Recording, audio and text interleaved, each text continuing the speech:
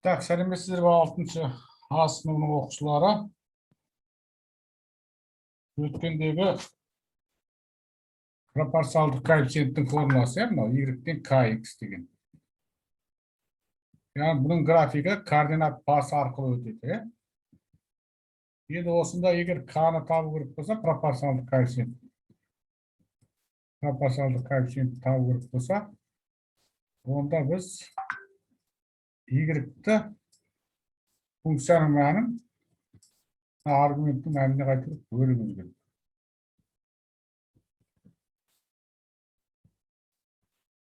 Так, мысалы қарайық.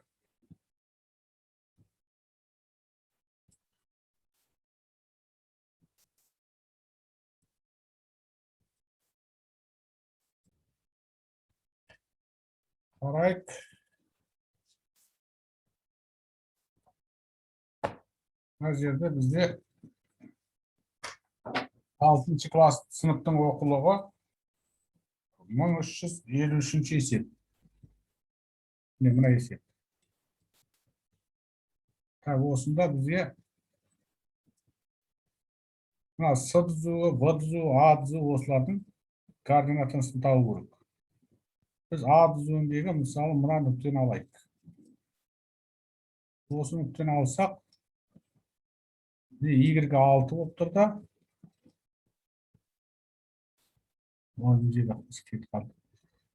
Міне x-і -4 болып тұр.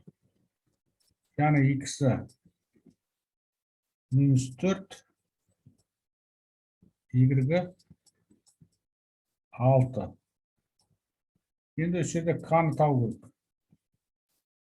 K-ны табу үшін онда жаңағы айтқанымыздай y-ті 6-ны x-қа бөлуіміз керек, -4-ке. Яғни сонда бұл жерде -2-ден 3.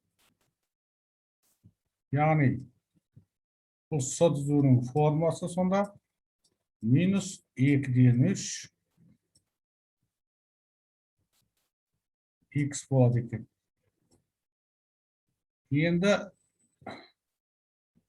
Енді мына в түзуінің координатасын тауып көрейік.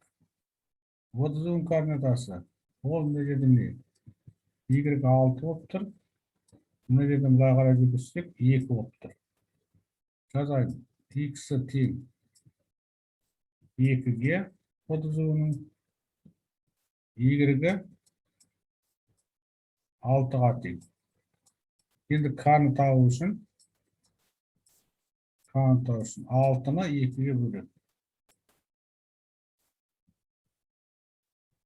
6-ны 2-ге бөлсек 3 болады. Онда осы в түзуінің формуласы 3x болады. 3x. Координат басын өтеді. Келесі 3-ші түзуіміз қалды. 3-ші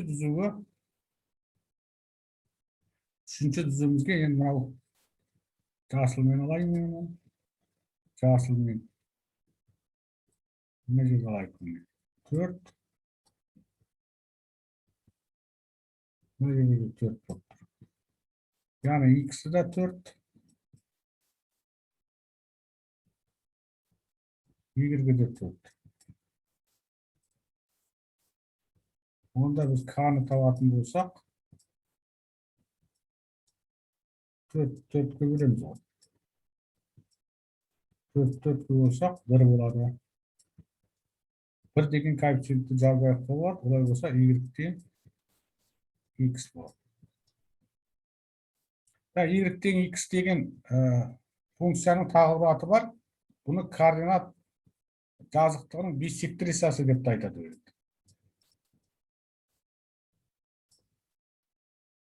Координат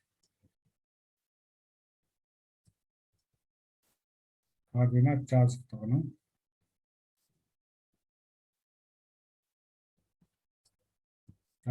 биссектрисасы. Биссектрисасының формуласы. Қысқаша биссектрисасы десек. Міне, A түзуін, В түзуі және С түзуінің формасын жаздық. Сонымен жауабын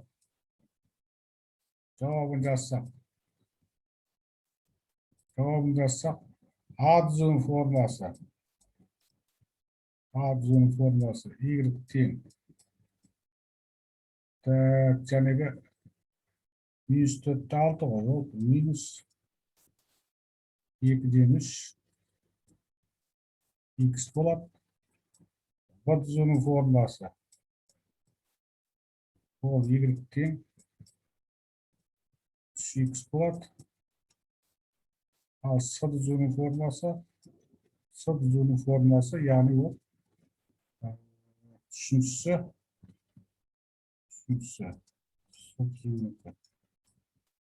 түзуінің формасы Y тең x деген. Міне осы.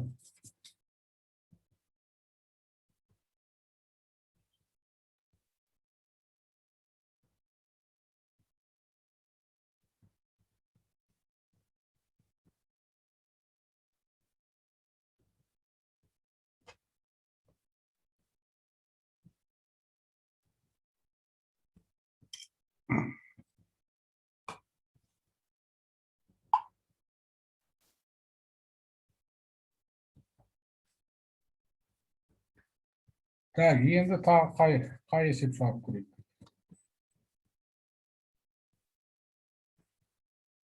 Так, графиктердің өзара ауысуын талдап түсіндіріңдер деген 1354 есеп шығар екен.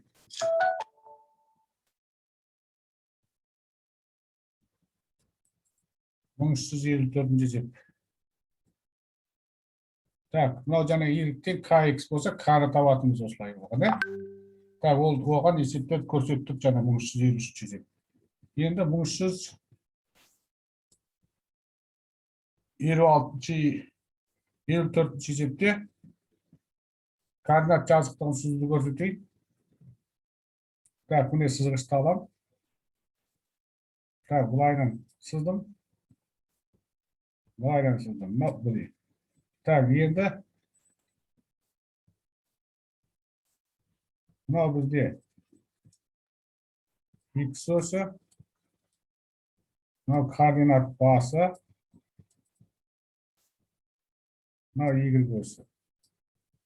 1 сантиметрден алайық. 2, 3 тең қылып бөлу керек. 4, 5, 6, 7. Сол жақта не?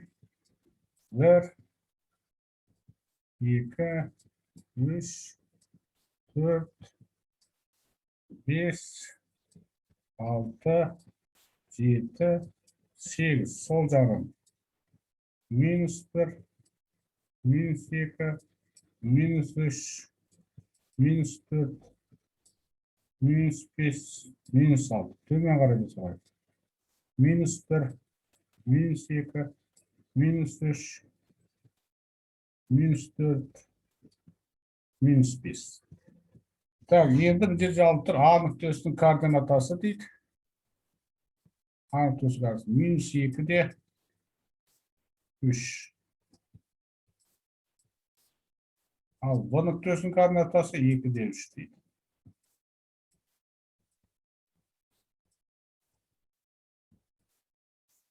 Так, А нүктесінікі минус 2 мынау. X-тан іздейміз. Y-ге 3 мынау. Яғни мына жерде болады. Осы жердегі нүкте.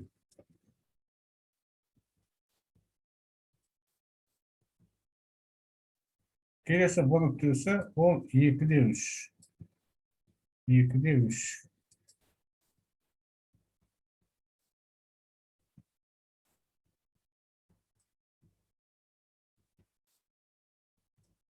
Осы 2 нүкте. Мынау сонда А нүктесі. Мынау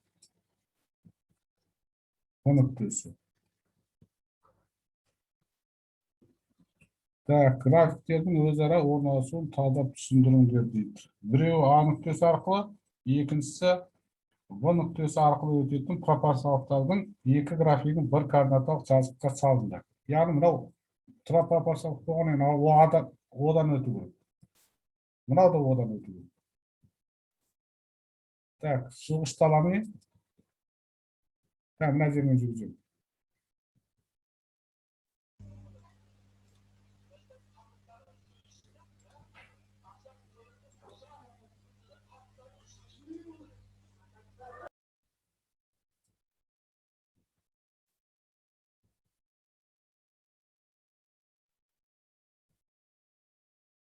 Міне жүргіздім. Так, енді в нүктесін жүргізейік.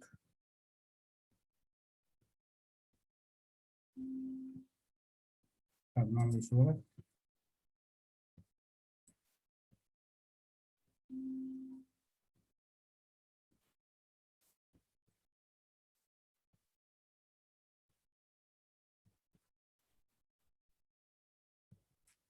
Міне жүргіздім. А нүктесінен В нүктесіне өтетін тура пропорциялықтың графиктері.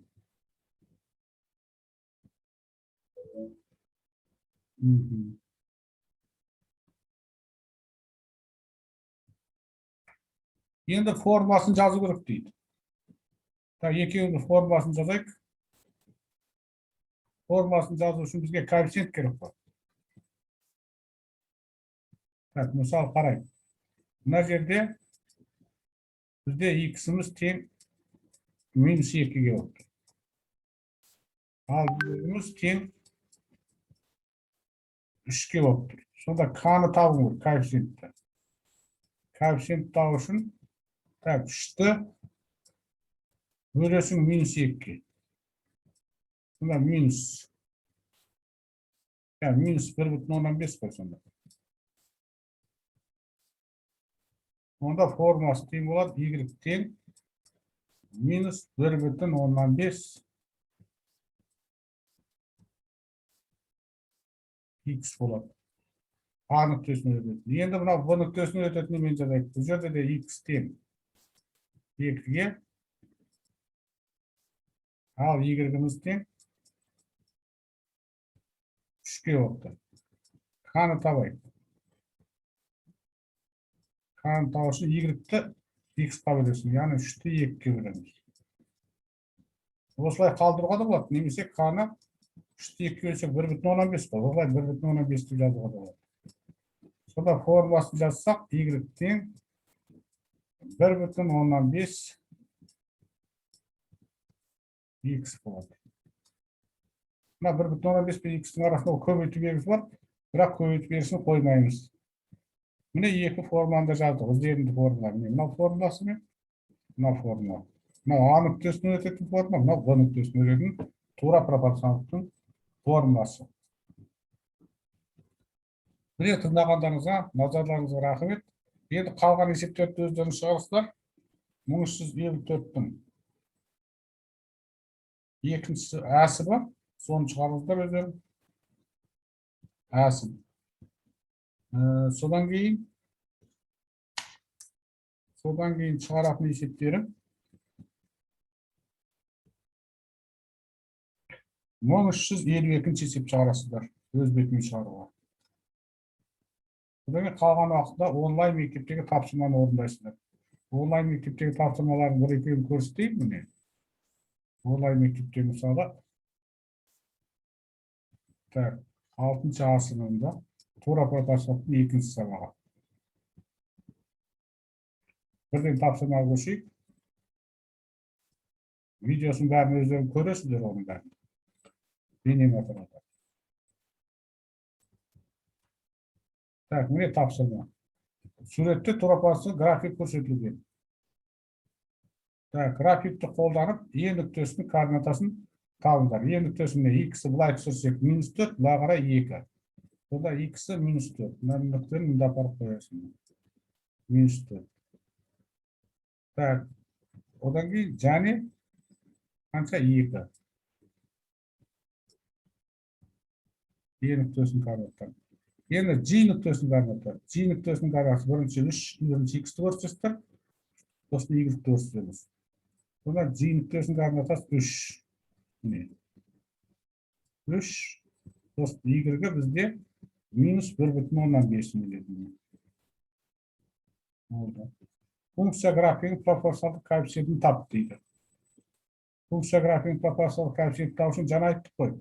Немені y-ті x-қа бөлеміз. Яғни 2-ні -4-ке бөлеміз. 2-ні -4-ке бөлсек, ол сонда -4,5.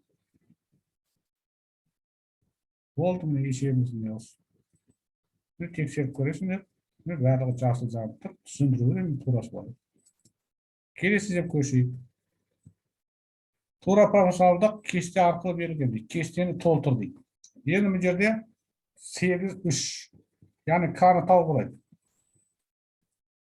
K-ны тауып алсақ.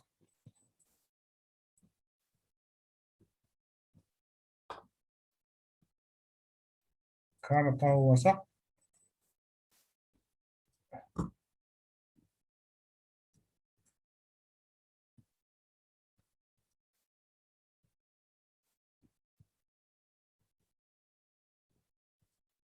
K-ны тауып алайық. K-ны тапсақ бұл жерде. Яғни y-ті x-қа бөлу. Y-іміз бұл жерде 3 болып тұр, но 8 болып тұр. Сонда y-тен kx-іміз формуласы 8-ден 3x болады. Енді осында бізге x беріліп тұр. Y тең дейсіңде. Бұл жерге 8, 3 көбейту x-тің орнына міне -4-ті қоямыз. -4.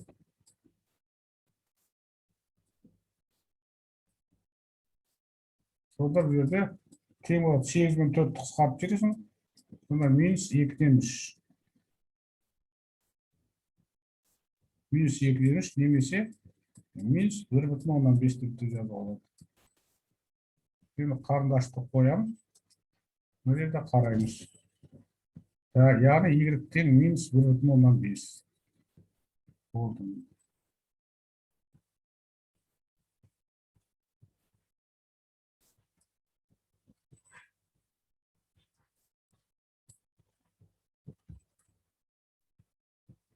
Жасыл жанып тұр. Жасыл жанып тұрғаннан кейін есебіміз сарған есебіміз дұрыс дегенсіз де.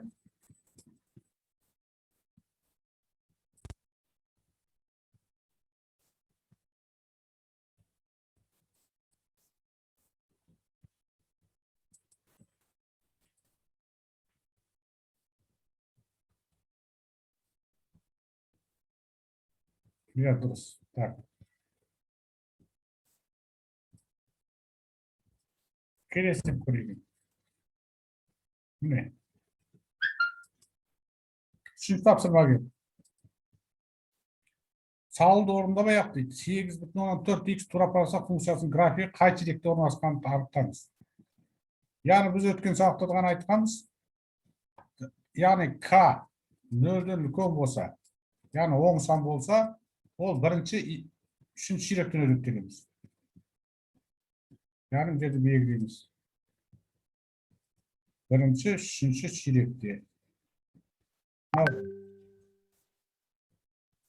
Не дұрыс? К 0-ден үлкен болдықтан, ол бірінші және үшінші ширек арқылы.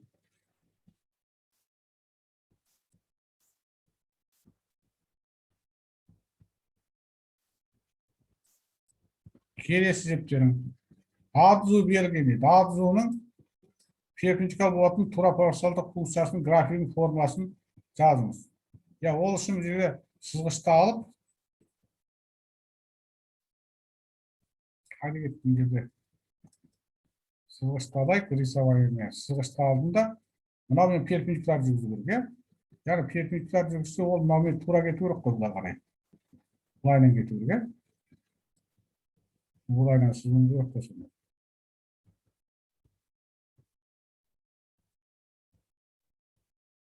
Осылай болса дұрыс болады ма кішкене?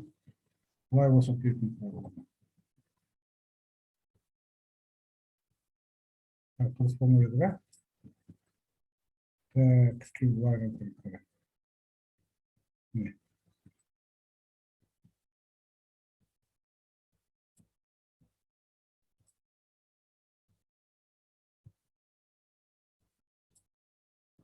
Міне көрейік енді. Тікпа тігіп өспес, сығышпен көруге де болады. тік па тік емес пе екен, мұқият жақсылап қарау керек.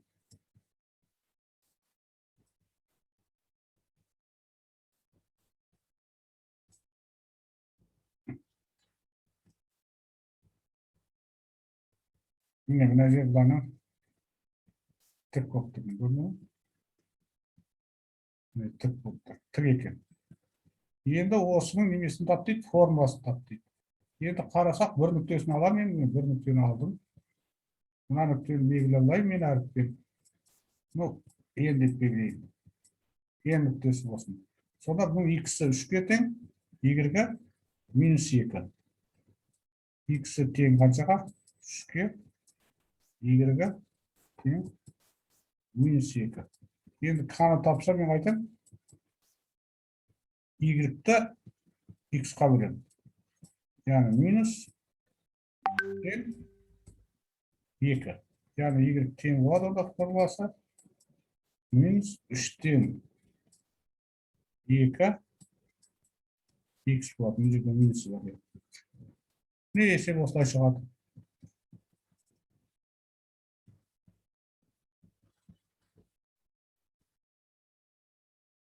Минус 3 тең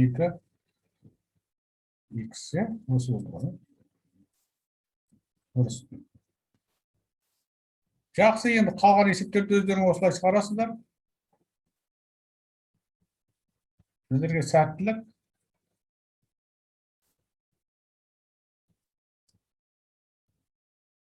Шығарып болғаннан кейін мен сендерді мониторингтан қарап, бағаларыңды көріп, сол күнделікті бағаларында қоямын.